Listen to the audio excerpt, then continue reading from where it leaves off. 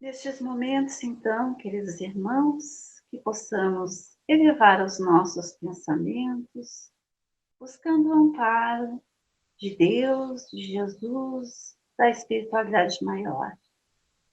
Que possamos, assim, então, com os nossos bons sentimentos, levar-nos a toda a humanidade a paz e a harmonia. Senhor de bondade e misericórdia, que nestes momentos posso abrandar os corações em dores. Há muitas dores e sofrimentos, Senhor. Que teu amor envolva todos os nossos irmãos, que eles possam receber esse lenitivo em seu ser, acalmando as suas dores, as suas aflições. Senhor de misericórdia, que a sua bondade se estenda sobre todos os espíritos encarnados e desencarnados. Que a luz brilhe diante dos seus olhos, para que eles possam assim vislumbrar um novo caminho e assim, através do arrependimento, tomar novas atitudes no caminho. Rogamos então, Pai de bondade e de amor, e também aqueles irmãos que estão nos lares, que estão nos asilos, que estão nos hospitais, nas clínicas, tão necessitados de auxílio, possam os bons médicos espirituais estar junto deles, amparando-os nas suas aflições no momento. Que eles possam, assim, renovar as suas energias, se fortalecendo para o seguimento da caminhada. Também, Senhor, de bondade e de amor, rogamos a luz sobre o nosso mundo, sobre todos aqueles que são responsáveis pelos países, pelas cidades, pelos estados, que possam tomar sempre as melhores decisões para que a humanidade não sofra tanto, Senhor.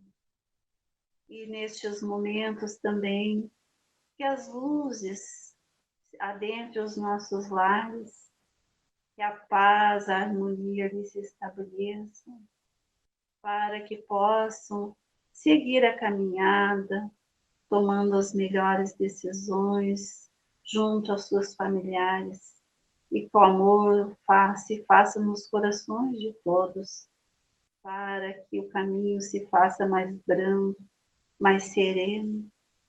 Também pedimos que as águas nos lares sejam magnetizadas de acordo com as necessidades de cada um que ali se encontra.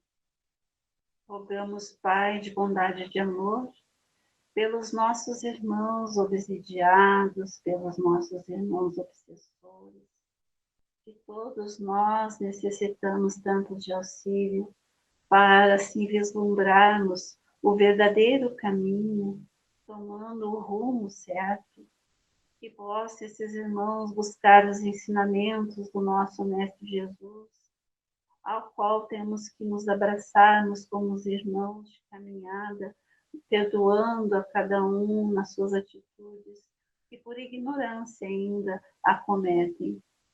Assim, Senhor, que as bênçãos se façam em todos os corações que se encontram endurecidos ainda, que possam receber o amor para assim poder alcançar o amor.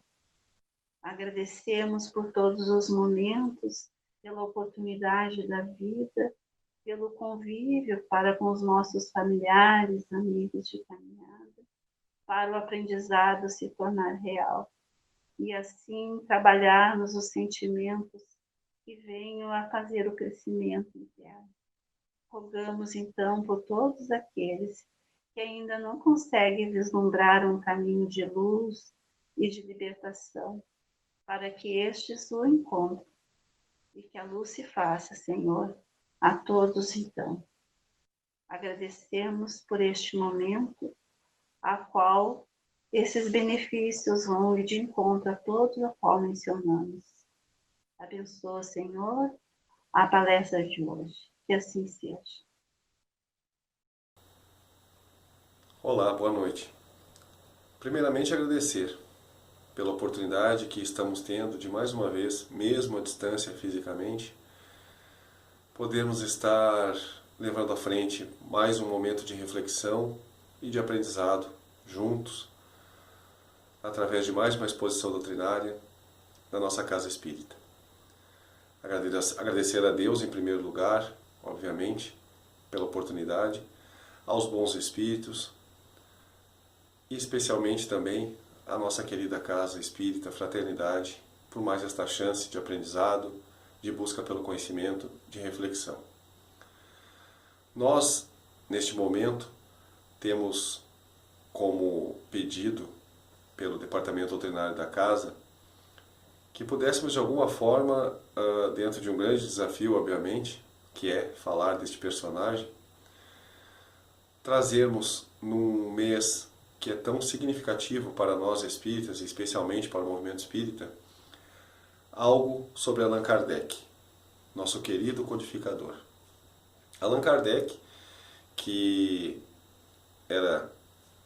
foi batizado, né, por Hippolyte Léon Denisard Rivail, e que começou a desempenhar os primeiros passos de uma nova romagem terrena em 3 de outubro de 1804.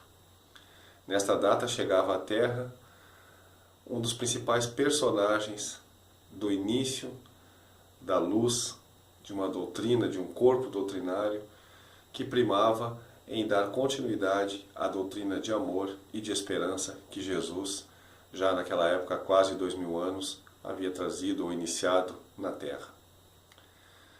Kardec é um desafio enorme nos atrevermos a falar dele, por todo o manancial de conhecimento que sempre reuniu, pela dedicação, pelo ser incansável que sempre foi, e por toda a coragem que teve no momento em que a Terra era ou existia na Terra a chamada Era das Luzes, o século XIX, trazer também para este mundo algo novo em termos de religiosidade, de filosofia de vida, de ciência, de estudo. Então, haveria de ser alguém que tivesse essa coragem de enfrentar os padrões religiosos já daquela época, de enfrentar dogmas, posições contrárias, ataques, e ele enfrentou a tudo.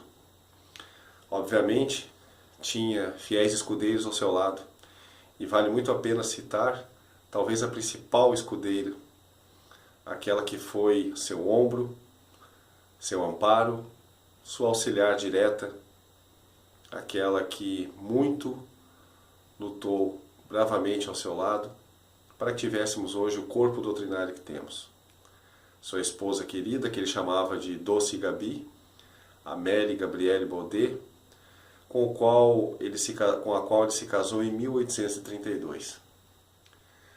Mas, para hoje, a nossa abordagem ela há de ser um pouco diferente. Nós nos atrevemos a isso, a propor isso aos irmãos que neste momento estão conosco em reflexão, buscando, assim como nós, aprender, conhecer mais. Para hoje, nós vamos tentar falar sobre Kardec ou pensar sobre ele, trazendo alguns pontos, pontuando algo especificamente do capítulo 17, Sede Perfeitos, lá no seu item 4, onde nos é trazido o título Os Bons Espíritas. Por que falarmos justamente, ou trazermos justamente, para comparação, durante esses momentos que aqui estaremos juntos, os bons espíritas? Porque estaremos falando, quiçá, de um dos melhores espíritas que já conhecemos. Por tudo que já trouxemos como introdução, mas principalmente por todo o trabalho, por todo o compêndio, por todo o método criado para que nós hoje tivéssemos a facilidade, sim, a facilidade de termos em nossas mãos um corpo de doutrina que nos permita ter estudos de forma sistemática, ter prosseguimento do trabalho que há mais de 2000 anos Jesus lançou sobre a Terra, o trabalho de enraizamento do amor ao próximo, da caridade, da fraternidade, da luz. Então, por que não trazermos, neste momento, algo sobre como ser um bom espírita, nos espelhando ou tentando entender, por mínima que seja a nossa compreensão, aquele que para nós é nosso grande exemplo, obviamente depois de Jesus, exemplo de trabalho, de perseverança, de fé, naquilo que iniciou e naquilo que terminou de forma tão corajosa, tão sublime e tão valorosa, que foi a codificação da doutrina. Então, nós pedimos licença aos irmãos para que nós, no decorrer do nosso trabalho, do nosso estudo deste momento, nós possamos estar citando alguns trechos deste item 4, os bons espíritas, que para conferência depois dos irmãos e estudo também mais aprofundado, está lá no capítulo 17 do Evangelho segundo o Espiritismo, que tem por título Sede Perfeitos. Nós iniciamos nos perguntando se, por acaso, Kardec, já naquele momento da codificação, ele teria ideia, naquele momento, que uma doutrina seria a continuidade da outra, que uma doutrina se mesclaria com a outra, né? A doutrina que ele estava, naquele momento, iniciando uma codificação sistemática para os homens de então e para todos que viessem depois a conhecê-lo. Qual doutrina que deu base a tudo isso? A doutrina de amor de nosso amado irmão, modelo e guia, Jesus. Obviamente que ele sim, como homem de ciência, como homem dedicado à filosofia, ao estudo, porventura, em inúmeras vezes, deve ter sim se questionado sobre isso e deve ter tido como resposta um grande sim. Elas se mesclam sim. Propriamente nem pode se afirmar que elas se mesclam, né? Elas são uma a continuidade da outra. Mas se mesclam, se enraizam no sentido de estarem totalmente ligadas, por pressuporem, por alavancarem valores, ensinamentos que são totalmente coesos entre si. Como falar de amor sem lembrarmos de Jesus? E aí nos perguntamos, em algum momento Kardec deixou de falar do amor? Em nenhum momento. Como entendermos o que acontece neste universo que desconhecemos totalmente o seu tamanho, sem consultarmos a Gênese, mas já lembrando de Jesus falando de que há muitas moradas na casa de meu Pai. Então Kardec, e especialmente e muito amorosamente, os espíritos responsáveis pela codificação, aqueles que, sob o comando do Espírito de Verdade, auxiliaram a Kardec neste trabalho, vieram dar prosseguimento à doutrina de amor e de esperança que Jesus já havia anunciado e já havia tão grandiosamente exemplificado em sua caminhada sobre a Terra. Kardec se valeu de todos os pontos trazidos por Cristo, com o amparo e a indução dos bons espíritos, dos espíritos superiores da codificação, para que fossem detalhadas para que fosse detalhado todo esse manancial de conhecimento nas 5 obras básicas que hoje nós temos como a grande base, a grande fortaleza da nossa doutrina. Aquelas obras que são nosso motivo de estudo constante, ou devem ser para todo espírito motivo de estudo constante, de aprimoramento, de aprendizado, e as quais são, com certeza, a espinha dorsal de nossa doutrina. E nesse trecho inicial do item 4, nos é trazido o seguinte parágrafo. Bem compreendido, mas sobretudo bem sentido, o Espiritismo leva aos resultados que caracterizam o verdadeiro espírita, como o cristão verdadeiro. Pois que um o mesmo é que o outro. O Espiritismo, de forma alguma, institui nenhuma moral nova, apenas facilita aos homens a inteligência e a prática do Cristo, facultando fé inabalável e esclarecida aos que duvidam ou vacilam. Como nós atingirmos essa fé inabalável, essa fé esclarecida? Essa fé que, como nós sabemos mesmo no apagar das luzes, sobrevive, porque ela mesma é portadora da luz. Porque raciocina, porque faz pensar, porque faz descobrir por formas totalmente racionais e comprobatórias a grandeza dos ensinamentos que nos são postos. Através de método científico, através de estudo, através de prática. E isso Kardec, no decorrer de toda a caminhada da codificação, da qual ele se serviu de inúmeros procedimentos, totalmente meticulosos e totalmente condensados dentro de um corpo de estudo, Kardec nos trouxe desta forma a maneira de aprendermos mais, de sabermos mais, de buscarmos mais sobre a doutrina espírita. E de fazermos dessa doutrina não só religião e não só ciência, mas também nossa filosofia de vida. Prosseguindo ainda no item 4, nós ainda encontramos o seguinte trecho. Muitos, entretanto, dos que acreditam nos fatos das manifestações, não lhes apreendem as consequências, nem o alcance moral, ou se os apreendem, não os aplicam a si mesmos. Aqui atribuir isso a alguma falta de clareza da doutrina, pois que ela não contém alegorias nem figuras que possam dar lugar a falsas interpretações. A clareza é de essência mesmo, e é de onde lhe vem toda a força, porque a fase direto é a inteligência. Nada tem de misteriosa, e também aqueles que se servem dela, aqueles que são iniciados nela, não se acham de posse de qualquer segredo oculto ao vulgo. Aqui fica totalmente identificada e assinalada a necessidade do estudo e da prática incessante. E Kardec, com certeza, também sempre trouxe isso como exemplo. Kardec varava noites, como já se sabe, como se tem aí através de várias obras que são contemporâneas de todos nós. Kardec varava as noites trabalhando. Desencarnou exaurido fisicamente por ter levado até o final o seu trabalho em busca de esclarecimento, em busca de resposta para tudo aquilo que ele levantava como questionamento, como interrogação, para que assim tivesse um corpo doutrinário forte, maciço e que não deixasse dúvidas àqueles que viessem a ter contato com esta obra. E assim foi Kardec. Estudava, buscava na prática, que era sugerida pelos estudos, a comprovação daquilo que os espíritos lhe traziam.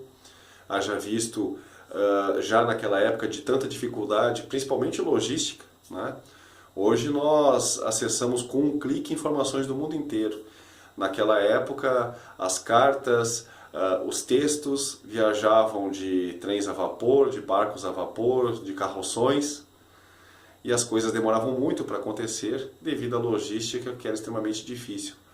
Mas Kardec buscava do mundo inteiro as informações que colocava umas contra as outras e dali retirava aquilo que era comprovado, aquilo que seriamente e sistematicamente poderia ser apresentado como verdade.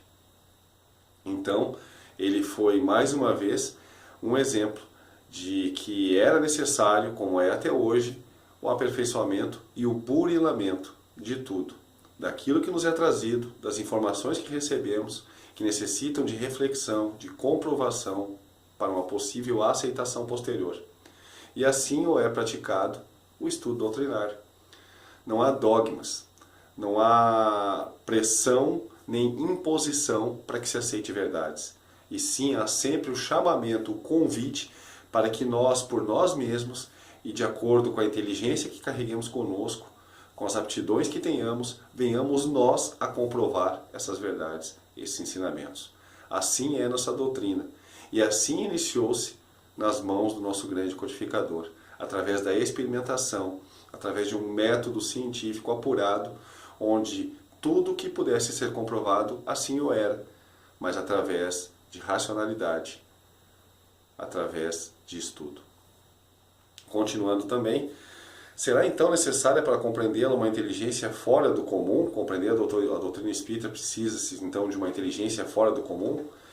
Os espíritos respondem, não, tanto que há homens de notória capacidade que não a compreendem.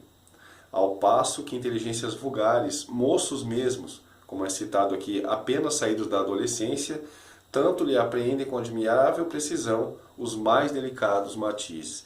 Aqui se sobressai com certeza um único termo: sensibilidade. E sensibilidade Kardec demonstrou durante toda a caminhada. Sensibilidade para parar, para refletir quando era necessário, para dar passos à frente numa sociedade que era relutante em aceitar essa luz da doutrina espírita já naquela época, dadas as dificuldades a que passou, muitas vezes os ataques que sofreu.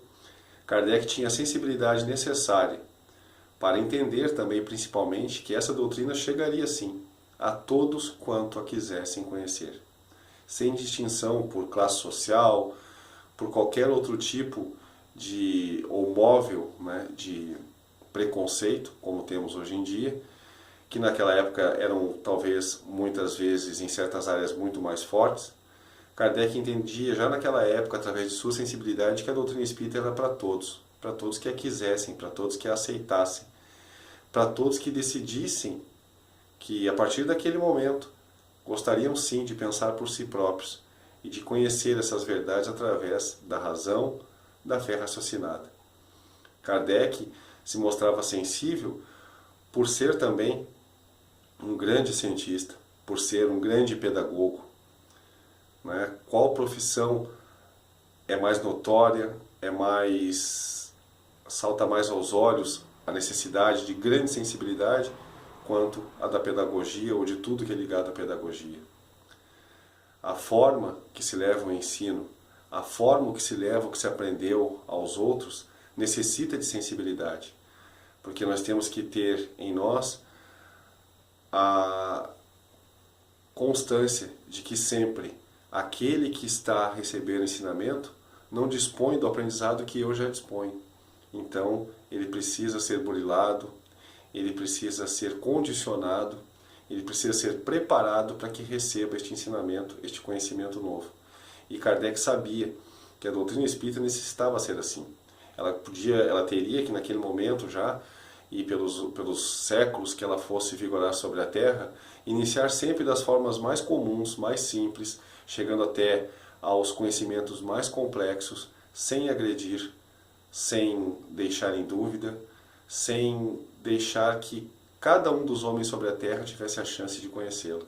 E por isso ela precisava sim ser algo que fosse consumido, que fosse agregado por todas as inteligências, desde os homens tidos como os doutores da época, até aqueles que viviam nas situações mais simples naquele mundo, naquele momento, e é claro, num futuro próximo, como estamos hoje todos nós, bebendo desta fonte de conhecimento. Por fim também, dentro de um outro trecho, nós gostaríamos de trazer algo que é singular, que baseou o conhecimento de Kardec, que é a busca científica, o esclarecimento, a racionalidade. Atém-se mais aos fenômenos do que a moral que lhes afigura sediça e monótona. Pedem aos espíritos que incessantemente os iniciem novos mistérios sem procurar saber se já se tornaram dignos de penetrar os arcanos do Criador. Esses são os espíritas imperfeitos, alguns dos quais ficam a meio caminho ou se afastam de seus irmãos em crença, porque recuam ante a obrigação de se reformarem. Ou então aguardam as suas simpatias para que os que lhe compartilham das fraquezas ou das prevenções. Contudo, a aceitação do princípio da doutrina é um primeiro passo que lhes tornará mais fácil o segundo em outra existência. Aqui fica evidentemente assinalada a incansável busca dos porquês, que resulta na descoberta e na consequente evolução. A doutrina espírita é para aqueles que desejam, de alguma forma, estudar, aprender, buscar, mas não num simples momento ou num único momento. A doutrina espírita nos convida a estar permanentemente em busca de conhecimento, de aprendizado, de reflexões que devem ser diários. Não se pode conceber alguém que se diga espírita e que se diga formado em espiritismo, como todos nós sabemos. Não há formatura, não há um topo, não há um nível elevado onde se chegue e se pare e se contemple de lá aos outros que ainda se encontram na caminhada de aprendizado. Todos nós estaremos sempre, enquanto colaboradores, simpatizantes, frequentadores de um centro espírita, na posição de aprendizes. E assim Kardec também se colocava, como um aprendiz do Cristo. Entendemos hoje que Kardec não era somente um aprendiz do Cristo. Kardec sim foi um dos maiores auxiliares da contemporaneidade que Cristo pôde contar. Kardec foi o disseminador. Kardec foi aquele que saiu a semear também. E que com certeza, de todas as sementes que colocou sobre a terra, a maior parte, talvez a totalidade delas, rendeu frutos maravilhosos. Nós temos hoje, talvez a doutrina espírita, como muitos ainda a enxergam, um pouco recuada sobre a face da terra. Não a dispomos, como outras crenças dispõem, em todos os países, em todos os continentes, sendo falada em todas as línguas, ou talvez ao contato de todos os homens que compõem a humanidade terrena. Mas a doutrina espírita avança. Avança de forma gradativa, de forma racional. Avança por sua própria luz. Carrega consigo o esforço, o conhecimento, a força, a fé e a perseverança, deste que teve como missão sublime trazê-la, junto com os espíritos da codificação, até aos homens. Fazer com que ela se tornasse luz perante os corações e as mentes, muitas vezes perdidas, dos homens que passam, que caminham, que têm sua trajetória momentânea sobre a terra. Essa doutrina, manancial de conhecimento, que nos fortalece a busca pelo amor, pela caridade e por tantos outros sentimentos nobres, ela foi, a muito custo, há quase 2 séculos atrás, implantada na Terra, por homens, por mulheres, por médiuns valorosos, capitaneados por um homem de ciência, um filósofo, um pedagogo, um professor. Alguém que sempre teve em mente que o melhor de tudo é compartilhar o que se aprende. E assim, também, o corpo da doutrina espírita se apresenta a todos nós.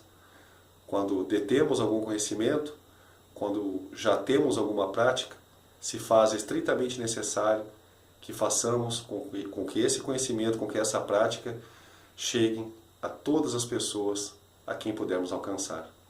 Esse é o nosso dever. E esse dever é o espelho de um exemplo.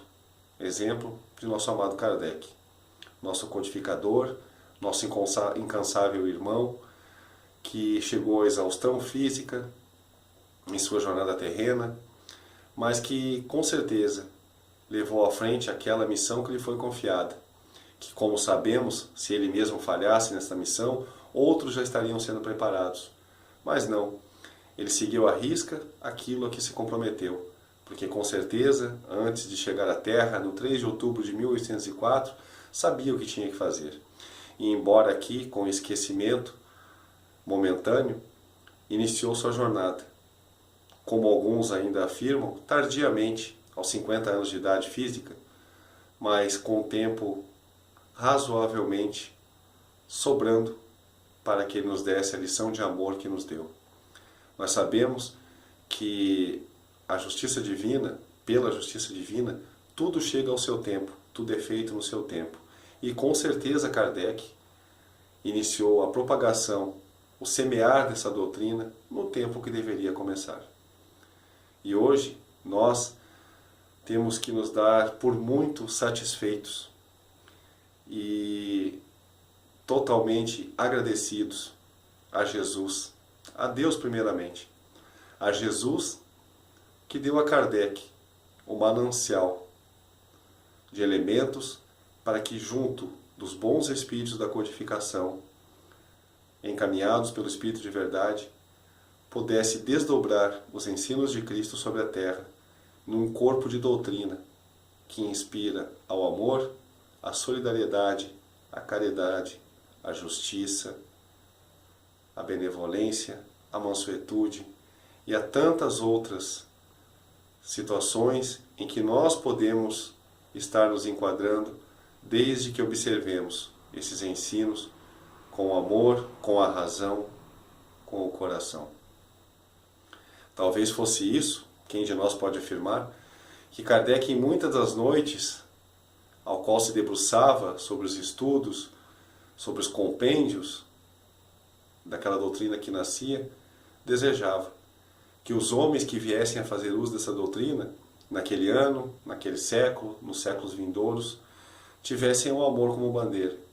O amor à causa, o amor à doutrina, mas principalmente o amor ao próximo, que fica evidenciado em cada uma das páginas das 5 obras básicas que ele, com muita coragem, com muita dedicação, permitiu que, através de sua inteligência, de seu esforço, de sua devoção a Jesus, chegassem a todos os homens que dali por diante viessem a traçar seu rumo sobre o planeta Terra.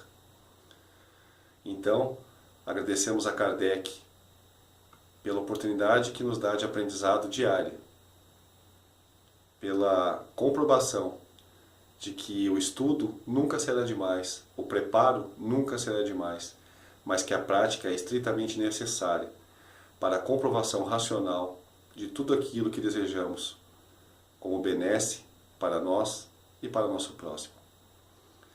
Nós, por aqui ficamos, agradecendo a Deus por esses instantes de reflexão, pela companhia desses irmãos que com certeza estão assistindo agora a mais essa exposição doutrinária da Casa Espírita Fraternidade.